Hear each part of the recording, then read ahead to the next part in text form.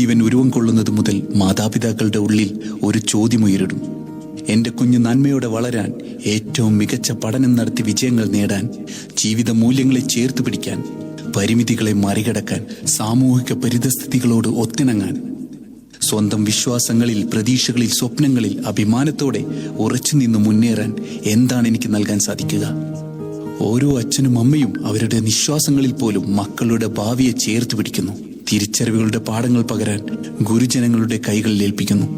മാതാപിതാ ഗുരു ദൈവം എന്ന വെളിച്ചത്തിലൂടെ നമ്മുടെ കുഞ്ഞുങ്ങൾ ജീവിത വഴികളിലൂടെ യാത്ര ചെയ്തു മുന്നേറുന്നു.